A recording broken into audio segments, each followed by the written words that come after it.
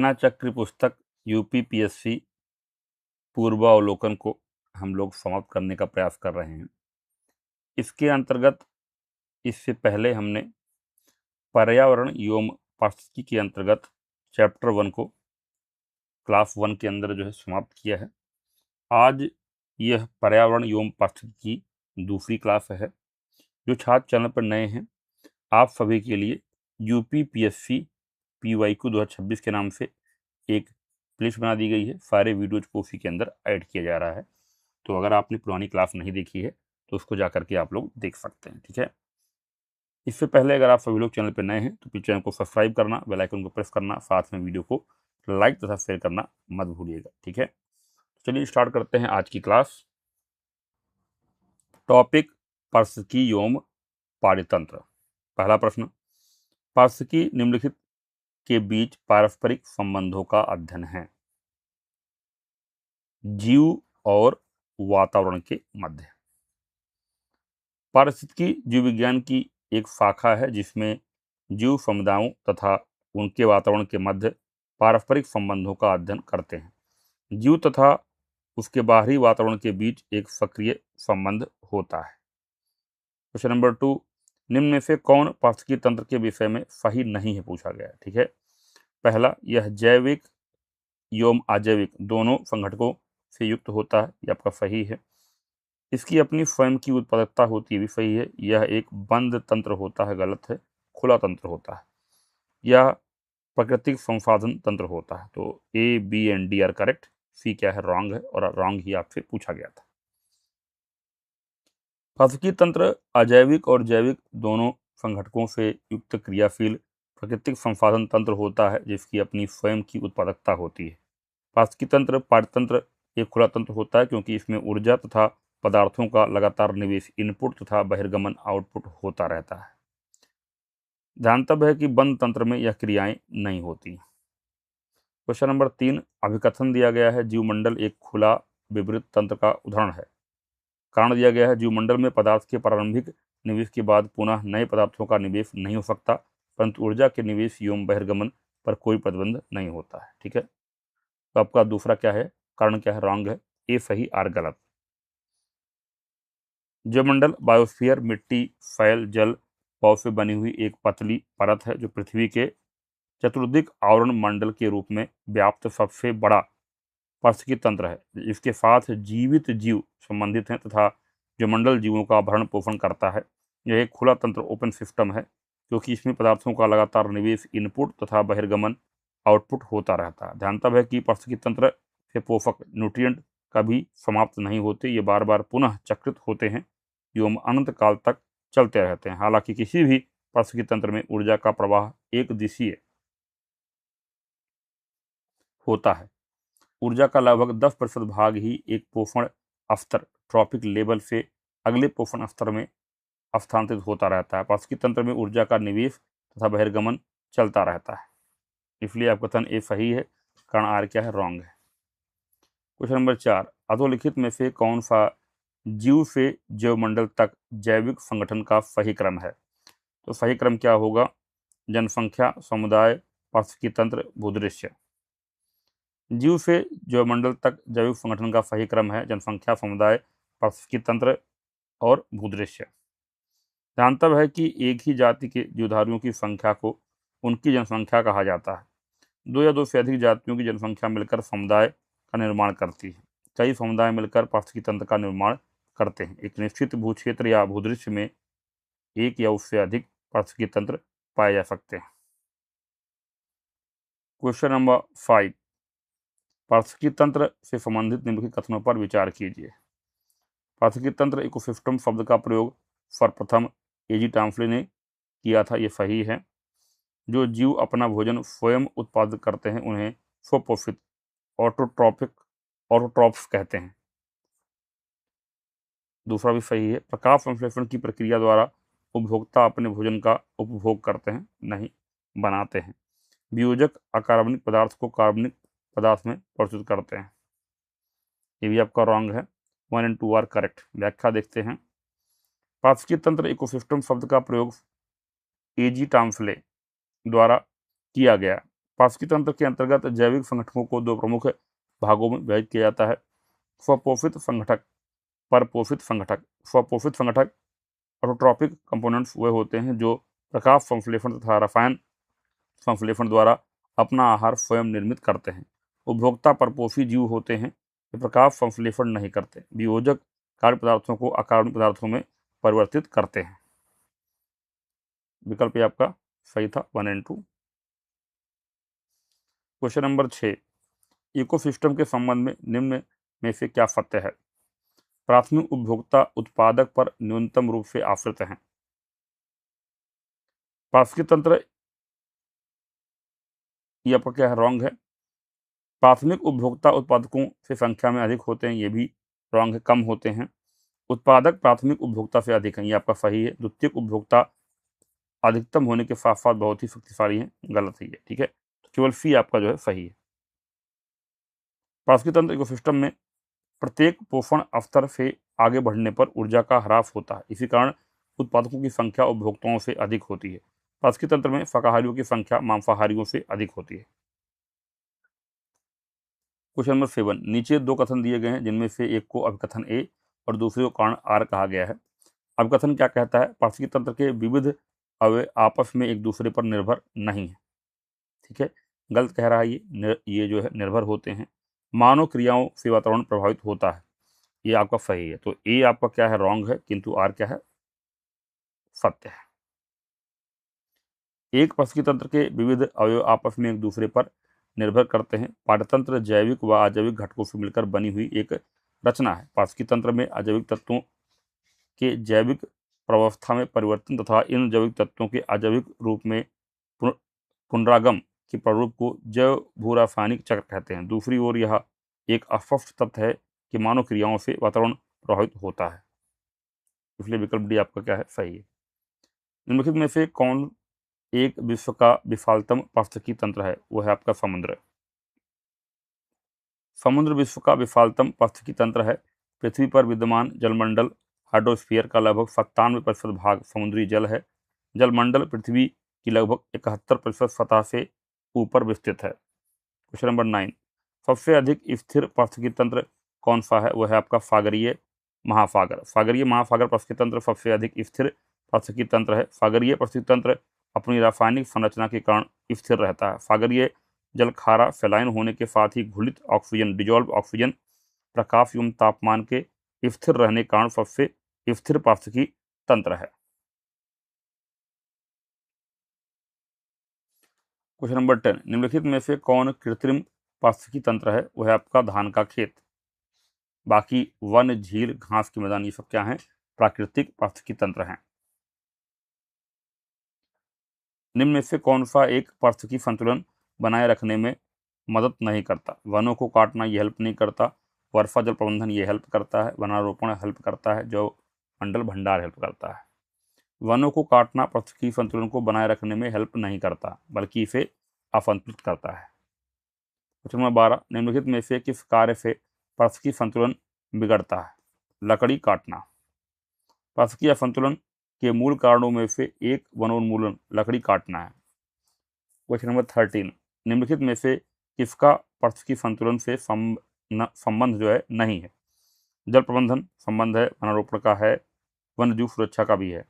औद्योगिक प्रबंधन का पारिस्थितिकी संतुलन से कोई संबंध नहीं है।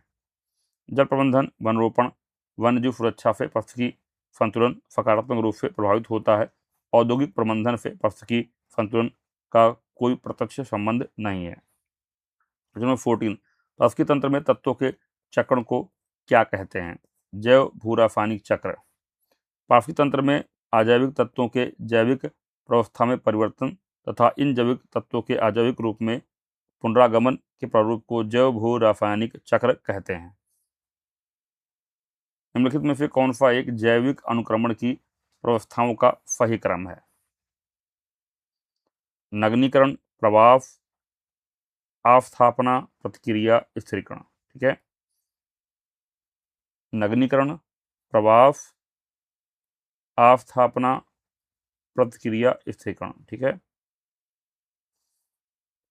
यन पैप्स, ठीक है।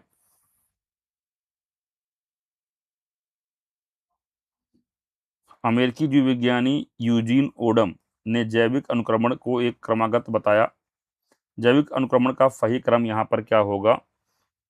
नगनीकरण न्यूडेशन, प्रवास माइग्रेशन, अवस्थापन इफिसिस, प्रतिक्रिया रिएक्शन, स्थिरीकरण स्टेबलाइजेशन। क्वेश्चन नंबर 16, निम्नलिखित में से कौन सा जैविक अनुक्रम की व्यवस्थाओं का सही क्रम है? प्रवास, अवस्थापन, प्रतिक्रिया, स्थिरीकरण। प्रवास, अवस्थापन, प्रतिक्रिया, स्थिरीकरण। पैप्स। प्रवास माइग्रेशन प्रक्रिया तब होती है जब जीव एक स्थान से दूसरे स्थान पर जाते हैं। इसके बाद अवस्थापन इन्वेजन होता है, जब ये प्रजातियां नए स्थान पर प्रवेश करती हैं और उस स्थान पर बसने की कोशिश करती हैं।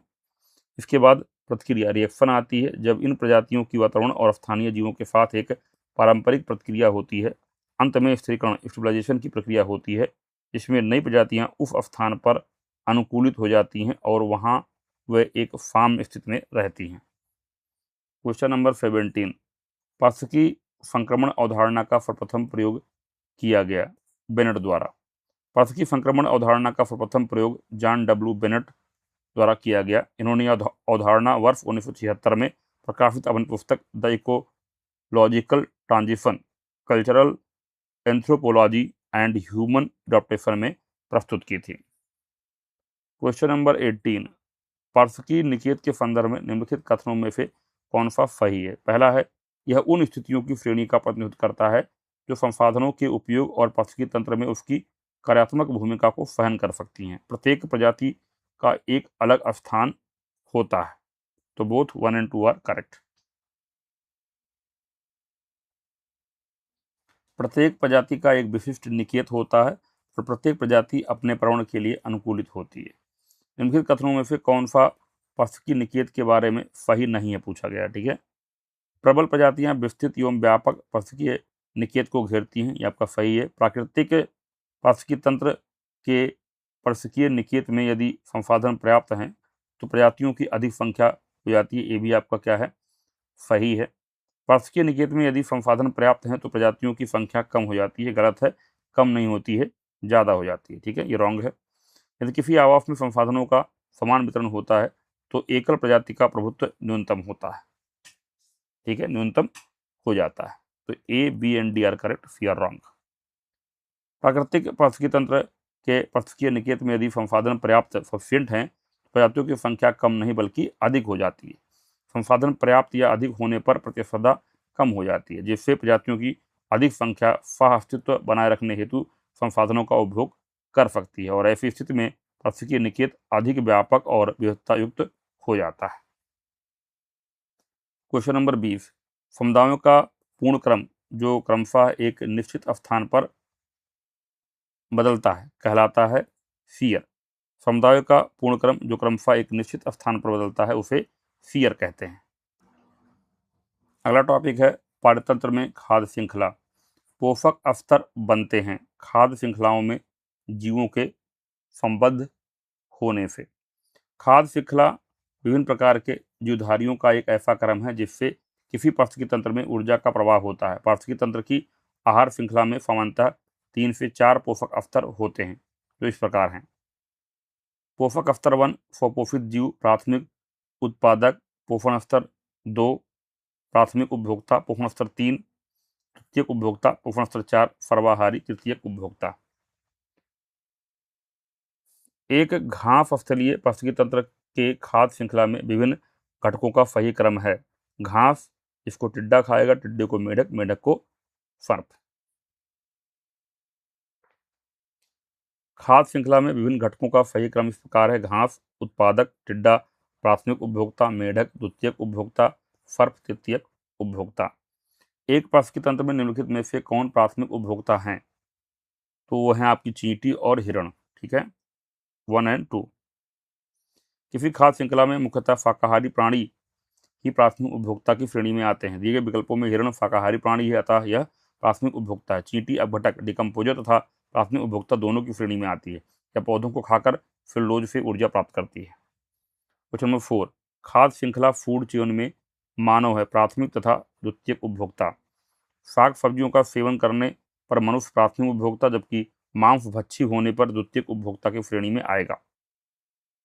समुद्री वातावरण में मुख्य प्राथमिक उत्पादक होते हैं फाइटोप्लैंक्टन्स। समुद्री खाद्य श्रृंखला में फाइटोप्लैंक्टन्स मुख्य प्राथमिक उत्पादक होते हैं। ये प्रकाश संश्लेषण की प्रक्रिया द्वारा ऊर्जा प्राप्त करते हैं। पृथ्वी के वायुमंडल में उपस्थित ऑक्सीजन की अधिकतर मात्रा के लिए फाइटोप्लैंक्टन्स ही उत्तरदायी हैं। पारिस्थितिकी तंत्र के जैविक घटकों में कौन उत्पादक घटक हैं? हरे पौधे। जैविक घटकों में से हरे पौधे उत्पादक घटक के अंतर्गत आते हैं। हरे पौधे सूर्य के प्रकाश का उपयोग करके प्रकाश संश्लेषण की विधि द्वारा अपना आहार स्वयं निर्मित करते हैं। जैविक एवं अजैविक संघटकों के मध्य बिचौलिए का कार्य करते हैं वह आपके उत्पादक। तो सभी पौधे जो प्रकाश संश्लेषण के द्वारा भोजन का निर्माण करते हैं उत्पादक कहलाते हैं। ये जैविक एवं अजैविक घटकों के मध्य बिचौलिए इंटरमीडिएरीज का कार्य करते हैं, क्योंकि एक ओर जहां ये प्रकाश संश्लेषण के द्वारा अपना भोजन बनाते हैं तथा मृदा से खनिज और पोषक तत्व प्राप्त करते हैं, दूसरी ओर ये स्वयं उपभोक्ताओं शाकाहारी, मांसाहारी व सर्वाहारी जीवों के लिए प्रत्यक्ष या अप्रत्यक्ष रूप से भोजन के स्रोत के रूप में विद्यमान होते हैं।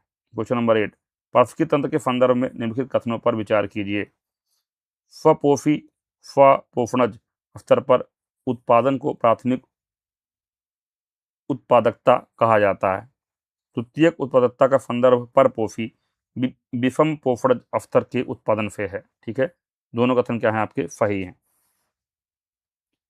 पारिस्थितिकी तंत्र में जैविक संघटकों को दो प्रमुख भागों में विभाजित किया जाता है। पहला स्वपोषी संघटक, दूसरा परपोषी संघटक।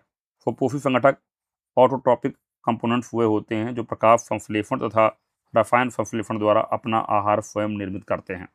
यह प्राथमिक पोषक या उत्पादक कहलाते हैं तथा इनके स्तर पर उत्पादन को प्राथमिक उत्पादकता कहा जाता है। परपोषी संघटक के अंतर्गत क्रमशः प्राथमिक, द्वितीयक एवं तृतीयक उपभोक्ता आते हैं। प्राथमिक उपभोक्ता परपोषी जंतु होते हैं जो स्वपोषी पौधों प्राथमिक उत्पादक द्वारा उत्पन्न जैविक तत्वों से अपना आहार ग्रहण करते हैं, और द्वितीयक उत्पादकता के रूप में द्वितीयक उपभोक्ता परपोषी जंतुओं को आहार उपलब्ध कराते हैं।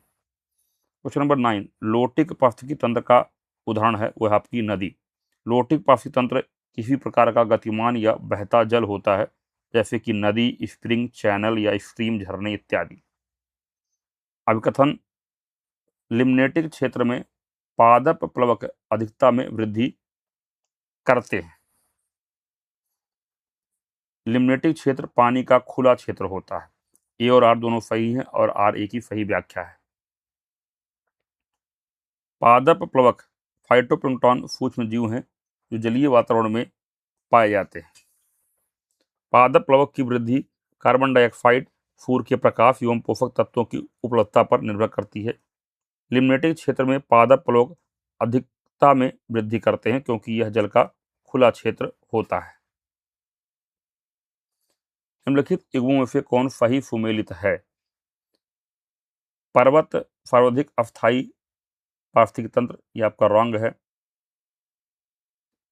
सर्वाधिक अस्थायी पारिस्थितिकी तंत्र महासागर होता है, ना कि पर्वत। ठीक है, अगला है अजैविक अवयव जीवाणु। जीवाणु जैविक अवयव हैं, ठीक है, अजैविक नहीं, ये भी रॉन्ग है। हरे पौधे पारिस्थितिकी तंत्र, ये आपका सही है। वर्षा, ग्लोबल वार्मिंग। ग्लोबल वार्मिंग के लिए जलवाष्प, कार्बन डाइऑक्साइड, मीथेन आदि गैसें उत्तरदायी हैं, ना कि वर्षा। ठीक है, तो इसी के साथ जो आपकी एनवायरनमेंट की क्लास 2 समाप्त होती है। मिलेंगे क्लास 3 में। अगली क्लास में हम लोग पढ़ेंगे परतंत्र में ऊर्जा प्रवाह। जो छात्र वीडियो को देखते हुए लास्ट तक पहुंचे हैं प्लीज कमेंट करें आई हैव डन इट। ठीक है, ताकि आइडिया लग सके कौन से छात्र हैं जो वीडियो को कंप्लीटली जो है देख रहे हैं और इस चीज को फॉलो कर रहे हैं।